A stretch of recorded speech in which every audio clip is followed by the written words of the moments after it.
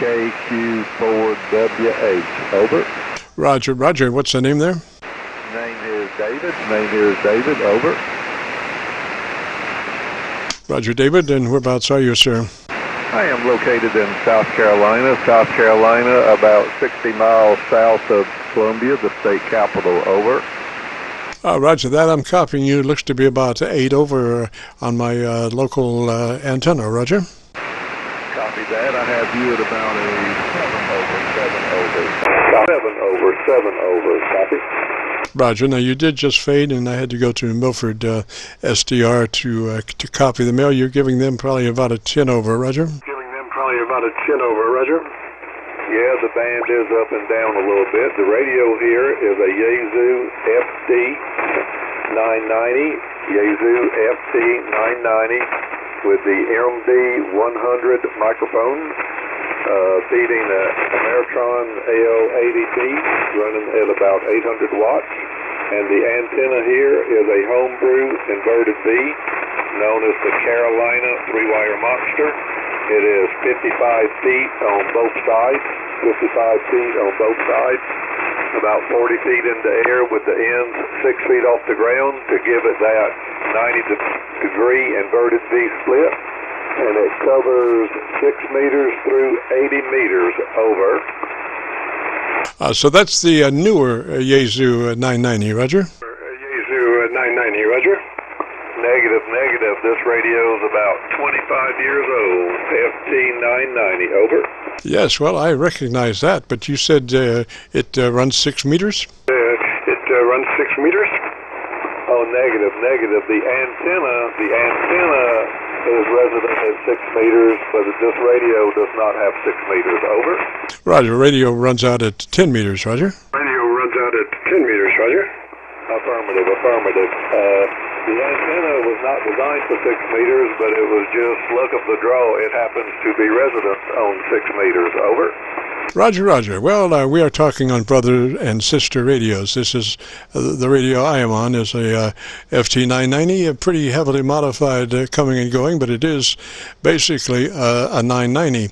Now, what I suggest in our generic tune-up is that you engage your compressor, and you do not have, I would suggest that that compressor input control, the processor input control, to be somewhere around the 10 o'clock, 10:30 position. Roger, engage your processor at about the 10:30 position. Roger. 10:30 position. Roger. Roger that, and that's exactly where it is, Jim. That's exactly where it is. The processor is on, and the knob is setting about 10 to 10:30. Over. Yes, that's actually, you don't want to force that particular processor too much.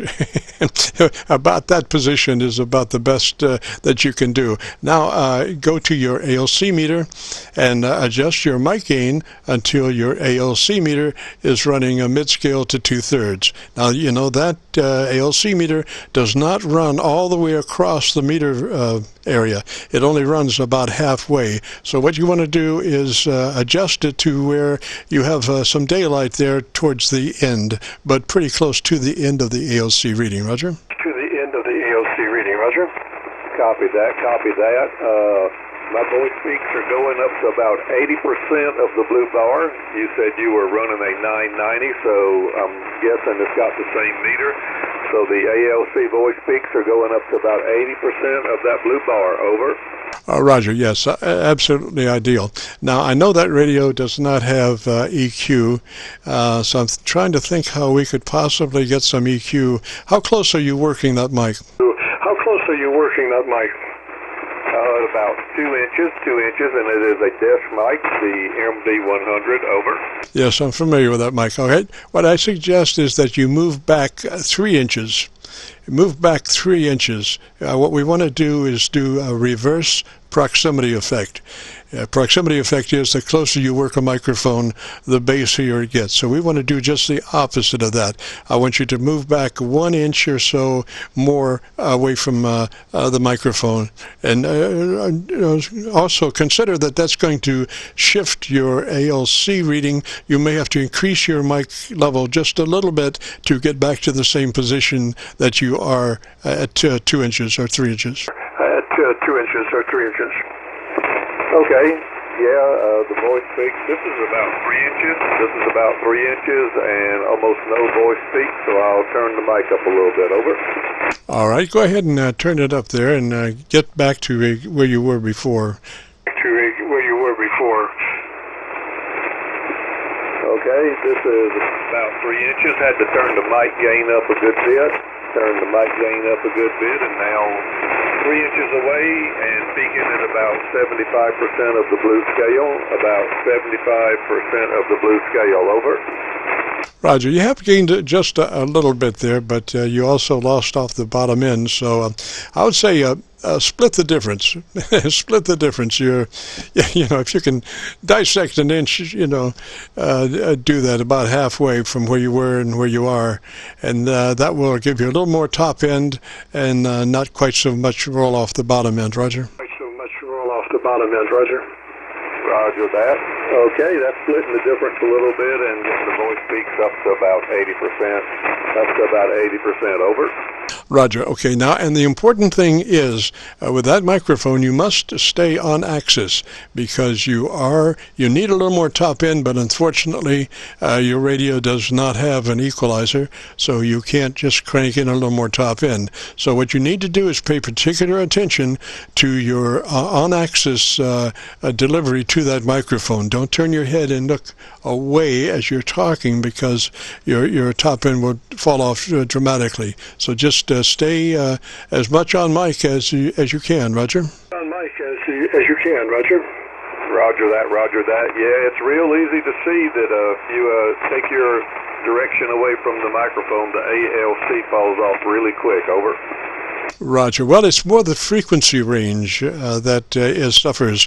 When you start getting off axis to that microphone, you start losing that top end, and you can't afford to lose much top end. You might consider in the future a replacement for that microphone.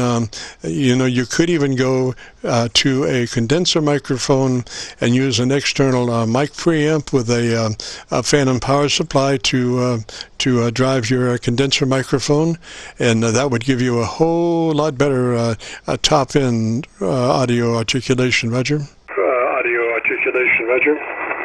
that. Do you have a suggestion on what mic that might be? Over. No, I don't. It's just would be at your leisure. Maybe. Well, gosh, I can't even say for sure.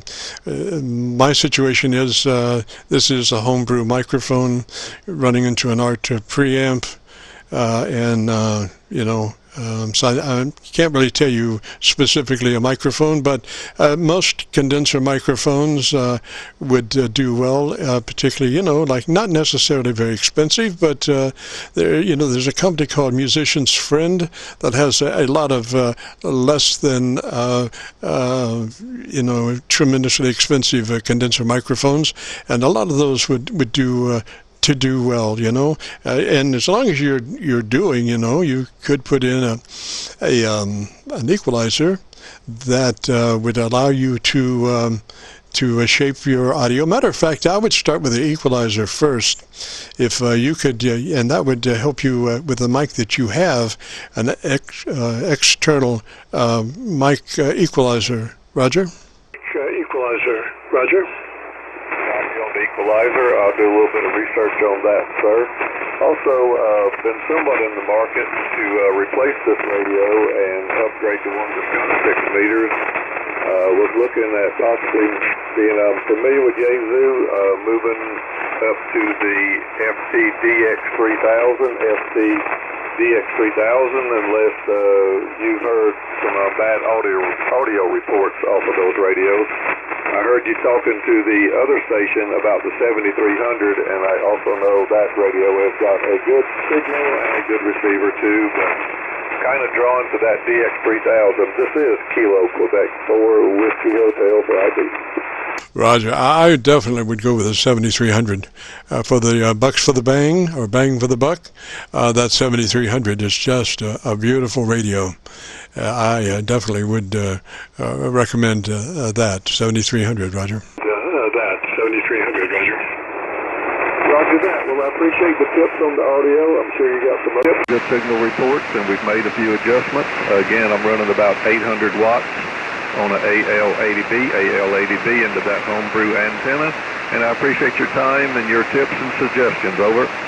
Roger, and I'm looking at your audio on a spectrum analyzer, and the way you're working it right now is just pretty much ideal. I mean, you do have a nice balance there. You could have more top end, you could have more bottom end, but right now it's balanced with what it is, Roger. Copy that, copy that. Well, as the old man once said, if it's the best you got, it's the best you got. And if it's doing all it can do, then we'll call it a good day. Over. Roger, Roger. Now, I would just say concentrate looking at your output meter on sideband. Try to keep that needle up there at the sweet spot. That involves the rate of speech and the uniformity of the words that you're speaking. And just try to keep that meter up there. Roger? Roger that. Thank you for the time and thank you for the tips. And we'll be breaking with you and let you pass it over to the next person standing by. This is Kilo Quebec 4 Whiskey Hotel in David, South Carolina. A huge thank you for your tips, sir, and 73s. And I'm familiar with your YouTube site, so I'll be looking in a few days and review this audio report. KQ4WH 73s, and we clear. Roger, Roger. And I do have an input source indicator, and this, I don't know if you're familiar with that, but the input source indicator follows me as I switch from the different SDRs to the local receiver, and so it's down in the right-hand corner. And every time I make a switch from one to the other or back and forth, it just follows me. So you might, check that out, so you'll find out what you sound like in different places. So you'll be looking for my group AIRCHECK 62620. The title, My Group AIRCHECK 62620. So David, 3's to you, sir. Have a great afternoon and a beautiful weekend. This is KC9VKV, your Friday afternoon Qso-Vlog net. And if you have a radio you want to check out, give me a shout.